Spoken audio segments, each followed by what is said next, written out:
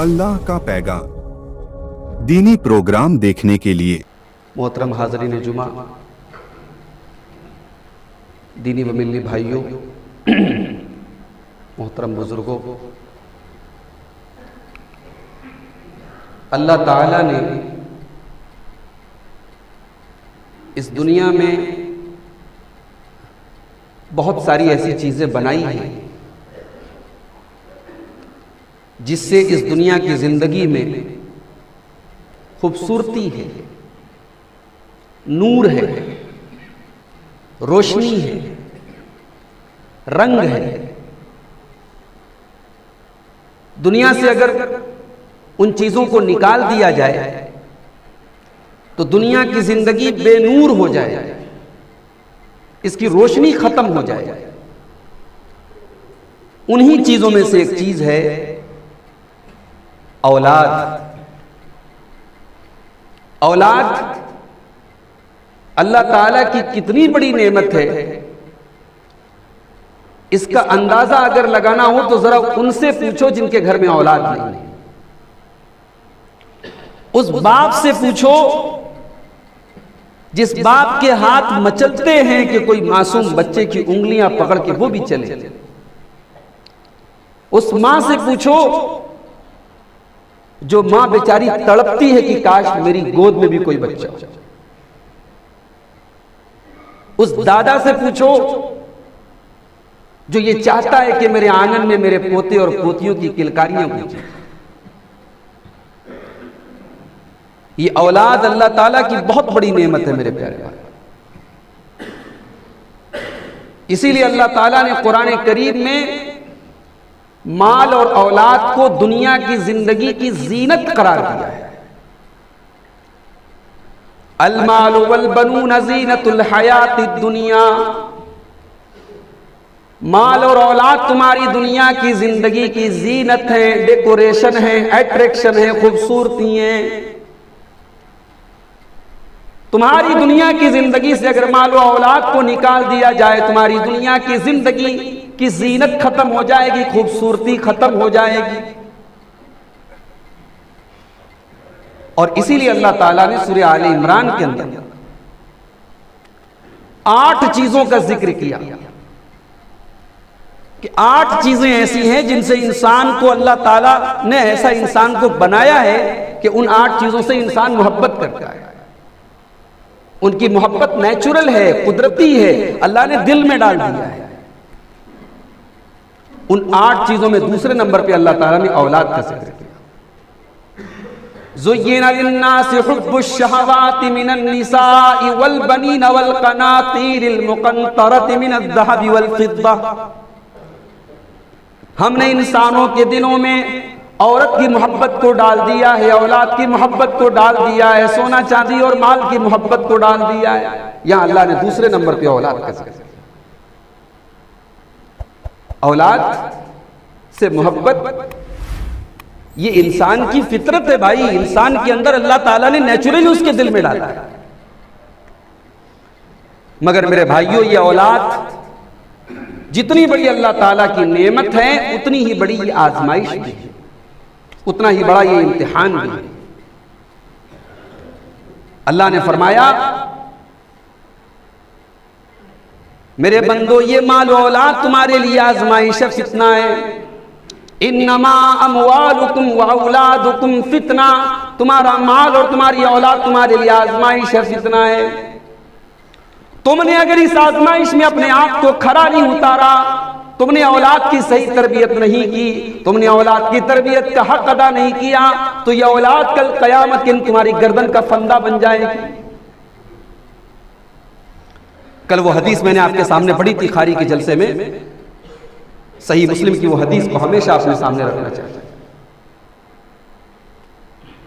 अल्लाह के प्यारे नबी फरमाते हैं, मा मिन अब्दिन यस्तरईहिल्लाहु रईयतन सुम्मा यमूतु यौमा यमूतु व हुवा गाशुन लिरईयतिही।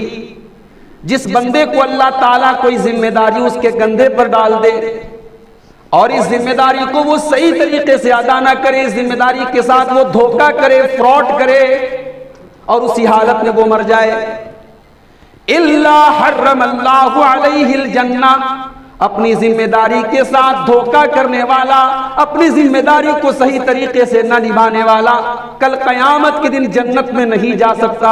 जन्नत को अल्लाह ताला ने उसके ऊपर हराम कर दिया है। औलाद बहुत बड़ी जिम्मेदारी है। अगर आपके घर में औलाद है, आप बच्चों के बाप हैं, बेटे के बाप हैं, बेटियों के बाप हैं, खुश नसीब हैं आप। मगर यह भी आप याद रखें कि अल्लाह ताला ने आपको एक इम्तिहान में डाला। औलाद से हम इतनी मोहब्बत करते हैं, बच्चा बीमार हो जाए तो माँ बाप रात भर सोते नहीं है। औलाद को हल्की सी खरोच आ जाए, माँ बाप बेचैन हो जाते हैं। औलाद को बचाने के लिए माँ बाप अपना सब कुछ दांव पर लगा देते हैं।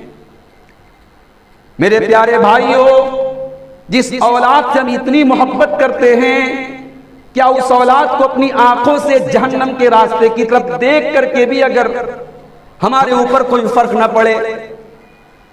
औलाद जहन्नम की तरफ जा रही है, बेटी जहन्नम के रास्ते की तरफ जा रही है, बेटा जहन्नम के रास्ते की तरफ जा रहा है, फिर भी हमारे माथे पर कोई बल ना पड़े, हमारे ऊपर कोई फर्क ना आए, तो हम कैसे अपनी औलाद से मोहब्बत करते हैं? इसी मोहब्बत को अपील करते हुए अल्लाह ने फरमाया कुरान के 28वें पारे में सूरह तहरीम की 6ठी आयत में अल्लाह ने फरमाया, या अय्युहल्लज़ीना आमनू कू अनफुसकुम व अहलीकुम नारा, ऐ ईमान वालों, अपने आप को और अपने घर वालों को, अपने अहलो अयाल को, अपनी फैमिली को, अपने परिवार को जहन्नम की आग से बचाओ।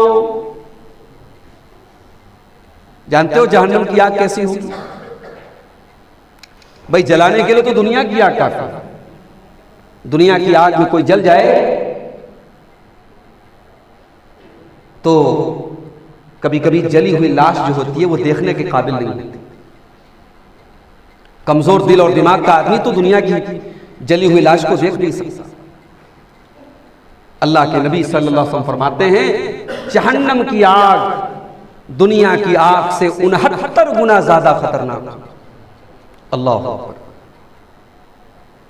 दुनिया की आग पेट्रोल से भड़कती है, मिट्टी के तेल से लग जाती है। दुनिया की आग का ईंधन इंसान, और दुनिया की आग का ईंधन कोयला होता है, लकड़ी होती है। लेकिन जहन्नम की आग का ईंधन क्या होंगे? फरमाया वक़ूदुहन्नास वल हिजारा, जहन्नम की आग का ईंधन इंसान और पत्थर होंगे। अलैहा मलाइकतुन गिलादुन शिदाद, और उस जहन्नम के जो रखवाले होंगे, उस जहन्नम के जो दारोगा होंगे, वो इतने सख्त होंगे, इतने हार्ड होंगे, इतने कठोर होंगे, वो किसी के साथ कोई मुरब्बत नहीं करेंगे, वो किसी को खातिर में नहीं लाएंगे, वो वही करेंगे जो अल्लाह ताला उनको ऑर्डर देगा, वो अल्लाह के फरमाबरदार होंगे। मेरे भाइयों, हम अपनी औलाद को उस आग से बचाने का क्या काम कर रहे हैं? औलाद के लिए हम बड़ी मेहनत करते हैं। हमारे मरने के बाद हमारी औलाद बेसहारा ना रहे, उसके पास रहने को ढंग का मकान रहे, उसके पास रोजी रोटी का अच्छा इंतजाम हो। हर बाप को यह फिक्र होती है और होनी भी चाहिए। लेकिन मेरे भाई, 40 साल की, 50 साल की, 60 साल की जिंदगी के लिए, 60 साल और 70 साल के फ्यूचर के लिए, अपनी औलाद के मुस्तकबिल के लिए हम इतनी मेहनत करते हैं, और उस जिंदगी के लिए हम अपनी औलाद के लिए कोई फिक्र नहीं करते। जहां जन्नत है तो हमेशा जन्नत है, और जहन्नम है तो हमेशा जहन्नम है। जहां खालिदीन फीहा अबदा है, वहां रहना है, हमेशा रहना है। उस जिंदगी की कोई फिक्र नहीं। अल्लाह के नबी को देखो, अल्लाह के प्यारे नबी सल्लल्लाहु अलैहि वसल्लम, जब अल्लाह ने आपके ऊपर नबूवत की जिम्मेदारी डाली, सफा की पहाड़ी पर आप चढ़े, अपने खानदान के लोगों को आपने इकट्ठा किया, सारे खानदान के लोग आपके जमा हो गए। एक एक का नाम लेकर के आपने, एक एक का नाम लेकर के आपने ऐलान किया, ऐ फला, ऐ फला, ऐ मेरे खानदान के फला, अनक़िज़ू अनफुसकुम मिनन नार, तुम अपने आप को जहन्नम से बचाने का इंतजाम कर लो। ला उगनी अन्कुम मिनल्लाहि शैया, तुमने अगर अपने आप को जहन्नम से बचाने का इंतजाम नहीं किया, मुहम्मदुर रसूलुल्लाह कल कयामत के दिन तुम्हारे काम आने वाले नहीं है। उसी गुफ्तगू में अल्लाह के नबी ने अपनी बेटी फातिमा का भी नाम लिया। या फातिमा बिन्त मुहम्मद, ऐ मेरी बेटी फातिमा, अनक़िज़ी नफ्सकी मिनन नार, ऐ मेरी बेटी तू अपने आप को जहन्नम की आग से बचा ले। ला उगनी अन्की मिनल्लाहि शैया, ऐ मेरी बेटी तेरा बाप तुझसे बहुत मोहब्बत करता है, बहुत प्यार करता है, अपना माल तुझे दे सकता है। सलीनी मिन माली मा शीती, मेरा माल तुझे जो चाहिए तू ले ले, लेकिन ला उगनी अन्की मिनल्लाहि शैया, ऐ मेरी बेटी तू जहन्नम की आग से अपने आप को बचा ले। तू नहीं बचाएगी तो तेरा बाप भी तुझे नहीं बचा पाए। औलाद की तरबियत की फिक्र इस दुनिया के सबसे अजीम इंसान जनाब मुहम्मदुर रसूलुल्लाह सल्लल्लाहु अलैहि वसल्लम ने भी की है। मेरे प्यारे, कुरान में एक नाम मिलता है हजरत लुकमान का। ये लुकमान कोई नबी नहीं थे, कोई रसूल नहीं थे, लुकमान एक हकीम थे। ये दवा वाले हकीम नहीं, हकीम का मतलब जीनियस थे, हिकमत वाले थे, अल्लाह ने सूझबूझ दी थी। मुझे बताया गया कि आपके इस इलाके में बोरी में माशाअल्लाह बहुत सारे उलमा हैं, अच्छी बस्ती है, उलमा की बस्ती है, आप आलिम हैं, किताब व सुन्नत के जानकार हैं, बहुत अच्छी बात है।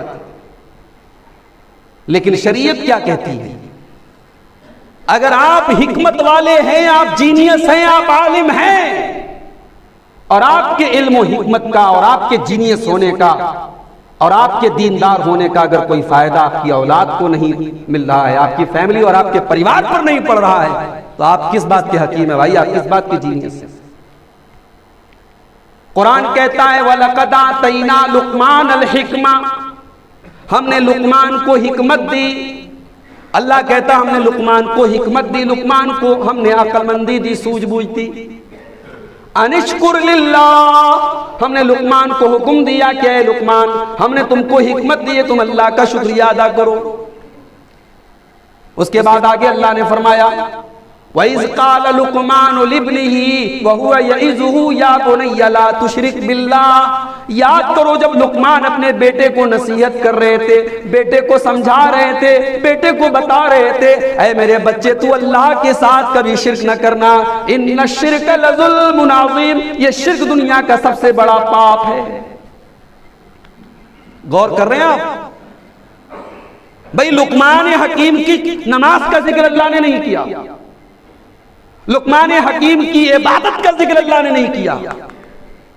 लुक़मान अपने बच्चे को बिठा करके समझा रहे हैं, नसीहत कर रहे हैं, कुरान उनकी नसीहतों को नकल कर रहा है।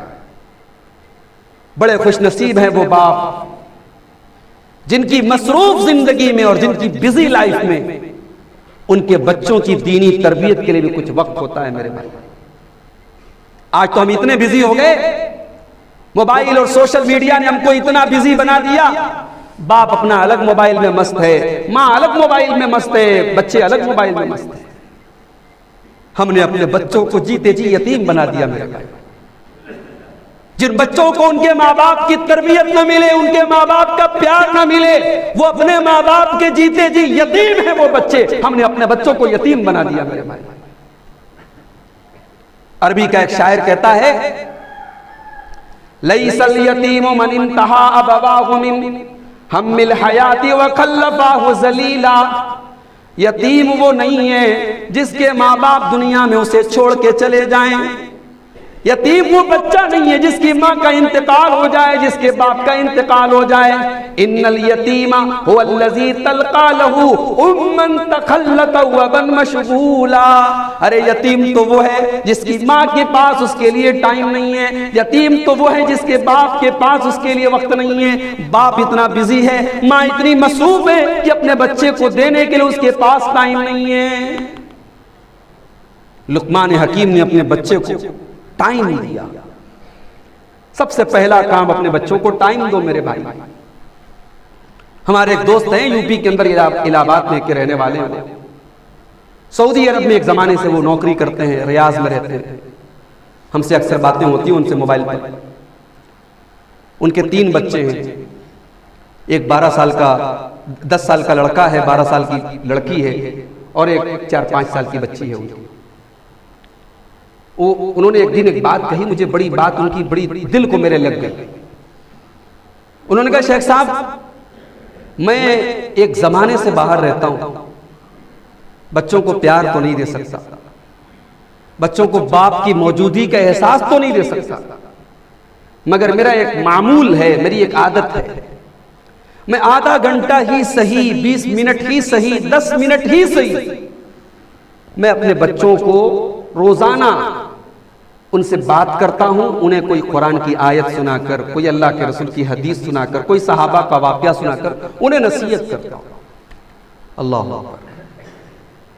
एक बाप हजारों मील दूर है अपने बच्चों से, मगर वो अपने बच्चों की तरबियत के लिए मेरे भाइयों वक्त निकालता है।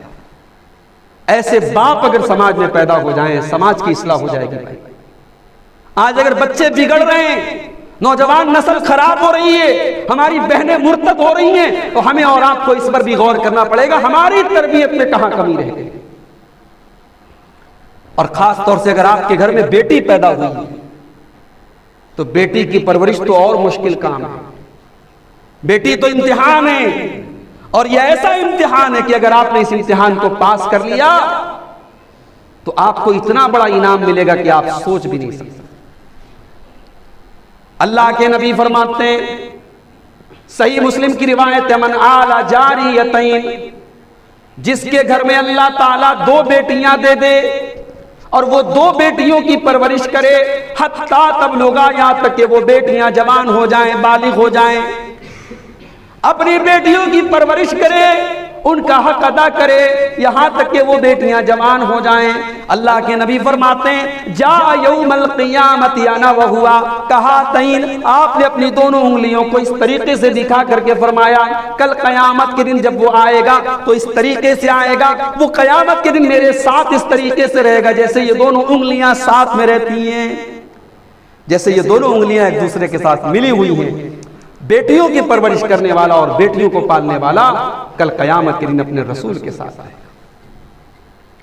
आज कितने घरों में बेटियां हैं, बेटियों से माँ बाप, खासतौर से बाप की अगर बात करें, बाप ढंग से बात नहीं करता भाई। बेटियां तरस जाती है अपने बाप के मुंह से मोहब्बत का एक जुमला सुनने के लिए। क्यों भैया, कितने बड़े आदमी हैं, बहुत बड़े आदमी हैं आप, अपने इलाके के आप मुखिया हैं, अपने गांव के आप सरपंच हैं, अपने शहर के बहुत बड़े जिम्मेदार हैं, रसूल से बड़े तो नहीं है ना। अल्लाह के प्यारे नबी सल्लल्लाहु अलैहि वसल्लम अपनी बेटियों से कितना प्यार करते थे, बेटियों से कितना प्यार करते थे। अम्मा आयशा फरमाती हैं, जब आपकी बेटी फातिमा आपसे मिलने के लिए आती थी, अल्लाह के नबी अपनी बेटी के इस्तिकबाल में खड़े हो जाते थे, अपनी बेटी के इस्तिकबाल में आप खड़े हो जाते थे, अपनी बेटी का हाथ पकड़ के चूम लेते थे, अपनी बेटी की पेशानी का बोसा लेते थे, और अपने बगल में अपने बाजू में अपनी सीट पर जहां अल्लाह के रसूल बैठा करते थे वहां अपनी बेटी को बिठाया करते थे। इतनी मोहब्बत करते थे अपनी बेटी से। मेरे प्यारे भाइयों, औलाद से मोहब्बत करो, औलाद से मोहब्बत करो, चाहे बेटा हो चाहे बेटी हो। कहीं ऐसा ना हो कि आपने अपनी बेटियों को घर में अगर मोहब्बत नहीं दी, अगर उनको प्यार न दिया, तो प्यार के नाम पे कोई भी अपने जाल में उनको फंसा ले। जिन बेटियों को उनके घर से प्यार नहीं मिलता, वो प्यार और मोहब्बत और इश्क के जाल में बहुत जल्दी फंस जाती हैं। अपने बच्चों से प्यार।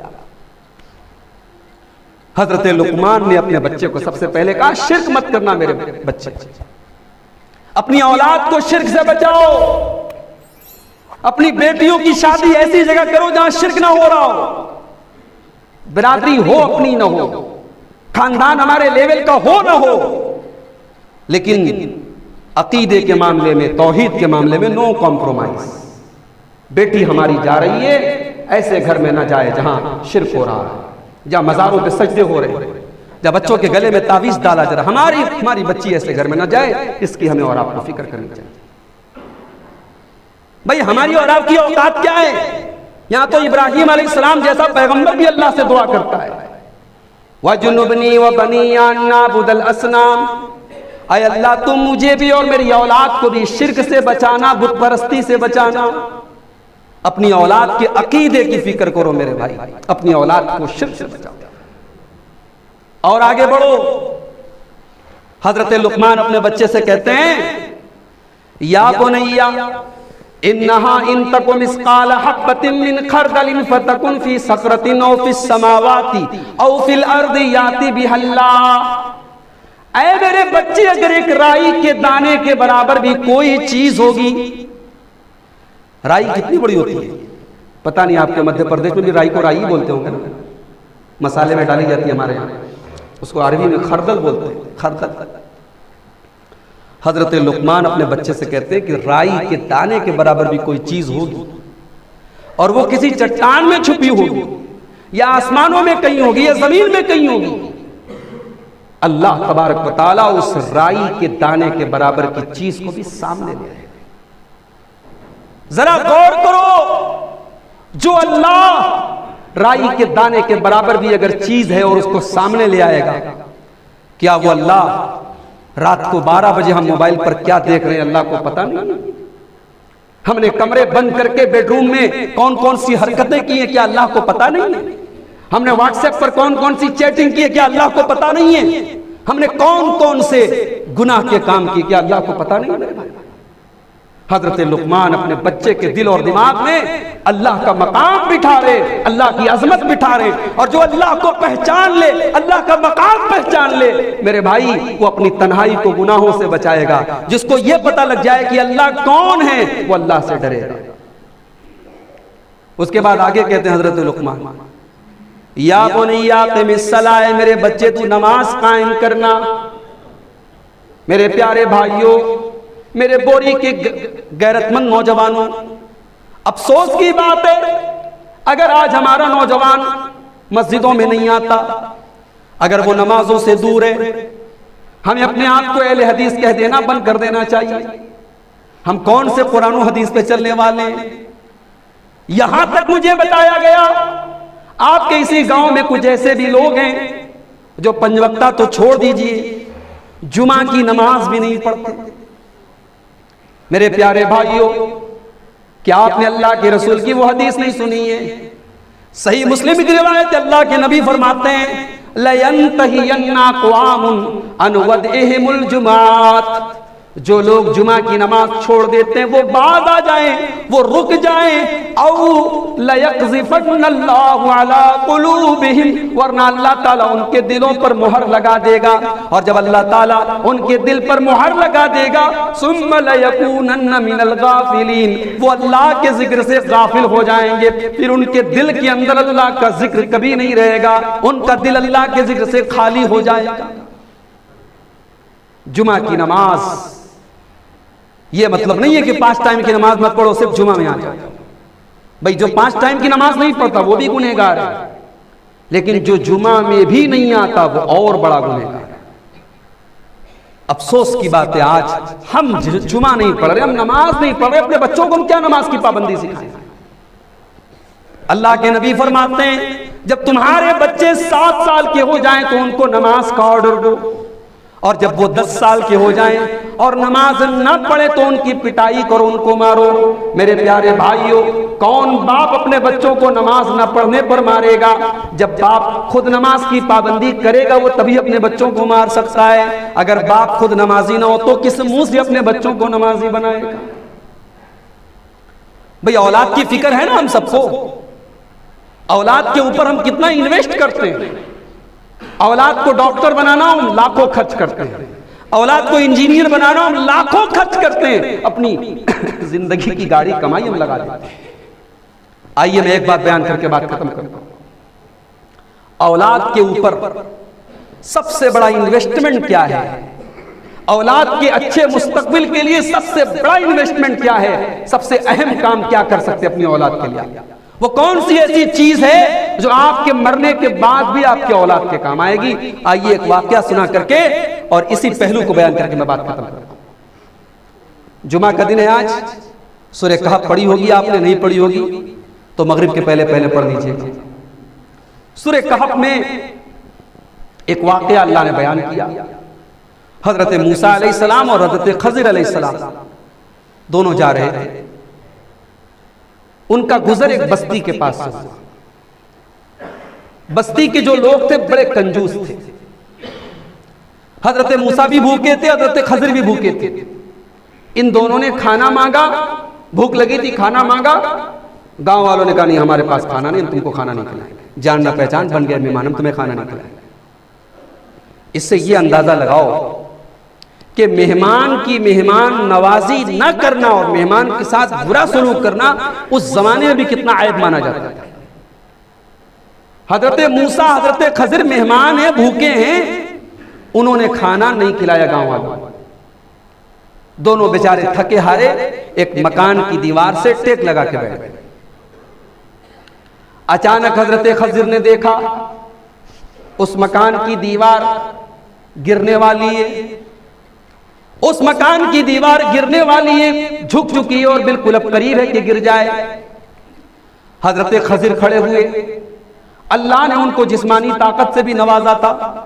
उन्होंने अपने हाथ से उस दीवार को सीधा कर दिया। उनको जिस दीवार को सीधा करने में कई मजदूरों की जरूरत पड़ सकती थी, उस दीवार को हजरत खज़िर ने अपने हाथों से सीधा कर दिया। हजरत मूसा अलैहिस्सलाम को बड़ा गुस्सा आया। उन्होंने कहा कि आपको क्या जरूरत थी ये काम करने की? इन लोगों ने हमें खाना नहीं खिलाया, हम लोग भूखे प्यासे आए, इन लोगों ने एक गिलास पानी नहीं पूछा हमसे, और आप बड़ी मेहरबानी करने वाले बन रहे हैं, आपने इनके घर की दीवार ठीक कर दी। अच्छा, हजरत मूसा और हजरत खज़िर में एक एग्रीमेंट हुआ था कि हजरत खज़िर जो भी करेंगे हजरत मूसा को चुपचाप देखना है। अब यहां हजरत मूसा जब बोल पड़े तो हजरत खज़िर ने कहा कि मूसा, अब मेरी और आपकी जो बात हुई थी वो बात खत्म हो गई, आप चूंकि सब्र नहीं कर सके बोल पड़े आप। अब मैं आपको बताता हूं कि मैंने ये काम क्यों किया। अब जरा गौर से सुनिएगा। हजरत खज़िर ने वो दीवार जो सीधी की थी वो क्यों की थी? हजरत खज़िर उसकी वजह बता रहे हैं। व अम्मल जिदारु फकान लिगुलामैनि यतीमैनि फिल मदीनति व कान तहतहु कंजुल लहुमा। ऐ मूसा, वो जो दीवार मैंने सीधी की थी वो 2 यतीम बच्चों के मकान की दीवार थी। उस मकान में 2 यतीम बच्चे रहते थे। वकान तहतहु कंजुल लहुमा, और दीवार के नीचे उनके बाप ने अपने बच्चों के मुस्तकबिल के लिए खजाना छुपा करके रखा था। दीवार अगर गिर जाती, खजाना सामने आ जाता, गांव के लोग तो पहले से ही बखील और कंजूस हैं, उन बच्चों का खजाना लूट लेते और बच्चों का हक मारा जाता। ऐ मूसा, मैंने वो दीवार सीधी कर दी ताकि उन बच्चों का हक न मारा जाए, और कल जब वो बच्चे जवान हो जाएं तो अपने बाप का खजाना वो हासिल कर लें। और ऐ मूसा, ये काम मैंने क्यों किया ये भी सुन लो। वकान अबूहुमा सालिहा, वो बच्चे तो अभी बच्चे हैं, वो बच्चे तो अभी यतीम हैं, लेकिन उनका बाप नेक था, उनका बाप नमाजी था, उनका बाप दीनदार था, उनका बाप अल्लाह से डरने वाला था। जब बाप अल्लाह से डरने वाला हो, जब बाप नमाजी हो, जब बाप मुत्तकी हो, तो अल्लाह ताला ऐसे बाप के बच्चों को बर्बाद होने नहीं दे सकता, ऐसे बाप के बच्चों को अल्लाह ताला बिखरने नहीं दे सकता। अल्लाह ने उस नेक बाप के बच्चों की हिफाजत फरमाई। हम नेक बन जाएं, अल्लाह हमारे बच्चों की हिफाजत करेगा। हम नमाजी बन जाएं, हम मुत्तकी बन जाएं, इंशाअल्लाह हमारा पूरा घर, हमारी परिवार, हमारे बच्चों की हिफाजत अल्लाह ताला करेगा। और आखिर में यही कहूंगा मेरे भाई कि हम सबसे पहले अपनी तरबियत करें। औलाद की तरबियत का नंबर बाद में आता है, पहले हम अपनी तरबियत करें, हम मुत्तकी बन जाएं इंशाअल्लाह। भैया, औलाद तो अपने माँ बाप का आईना होती है। बाप सिगरेट पीता है ना तो बच्चा छुप छुप करके सिगरेट पीता है। माँ अगर बेपर्दा होती है ना तो बच्ची अपनी माँ से बेपर्दगी सीखती है, बेहयाई सीखती है। बाप अगर गाली देता है, बेटा गाली ना भी दे लेकिन बाप की गालियां याद कर लेता है और मौका पड़ने पर दे भी देता है। तो बच्चे अपने माँ बाप से, सबसे बड़ा टीचर जो होता है वो माँ बाप होते हैं। इसलिए हम और आप अपनी इस्लाह करें, अपनी तरबियत पर तवज्जो दें और फिर औलाद की तरबियत पर तवज्जो दें। और एक दुआ सिखाई अल्लाह ताला ने कुरान मजीद के 19वें पारे में, उस दुआ को याद कर लें और उस दुआ को कसरत से पढ़ा करें। रब्बना हब लना मिन अज़वाजिना व ज़ुर्रियातिना कुर्रता आयुन वजअलना लिलमुत्तकीना इमामा, कि ऐ हमारे रब, तू हमारे बीवी बच्चों को हमारी आंखों की ठंडक बना दे, हमारे बीवी बच्चों को हमारी आंखों की ठंडक बना दे। बच्चों की तरबियत में इस बात का भी लिहाज हमें रखना चाहिए, बच्चों के संग साथ कौन लोग रहते हैं। किसी ने व्हाट्सएप पर और फेसबुक पर एक बड़ा प्यारा जुमला मुझे भेजा था, मैंने 1-2 दिन पहले उसको स्टेटस पर भी लगाया था कि अपने दोस्तों का इंतखाब बहुत सोच समझ के करें। अपने दोस्तों का इंतखाब बहुत सोच समझ कर करें, क्योंकि आप दोस्त नहीं चुन रहे, आप अपने जनाजे की नमाज की पहली सफ चुन रहे हैं। आपके जो दोस्त होंगे वो आपके जनाजे की पहली सफ में होंगे। अब आप सोच लें, अगर आपने जानियों को, शराबियों को, बेईमानों को, हरामखोरों को, ब्याजखोरों को अगर आपने अपना दोस्त बनाया है, आपकी जनाजे की पहली सफ में ऐसे लोग रहेंगे मेरे भाई। ऐसे लोगों को चुनिए अपना दोस्त, जो आपके दिल में अल्लाह का डर पैदा करें, जो नमाजी हो, जो दीनदार हो, जो तौहीद पर हो। ऐसे लोग जब आपके जनाजे में खड़े होंगे तो इंशाअल्लाह आपकी मग़फ़िरत की दुआ करेंगे और आपकी मग़फ़िरत का जरिया बनेंगे। अल्लाह से दुआ है रब्बुल आलमीन हम सबको अपनी औलाद की सही तरबियत करने की तौफ़ीक़ अता फरमाए। रब्बुल आलमीन हमें अपनी तरबियत की और अपनी इस्लाह की भी फ़िक्र करने की तौफ़ीक़ अता फरमाए। अल्लाह ताला हमें अपनी मसरूफ़ ज़िंदगी में से अपने बीवी बच्चों के लिए वक्त निकालने की तौफ़ीक़ दे। रब्बुल आलमीन हमारे बीवी बच्चों को हमारी आंखों की ठंडक बना दे।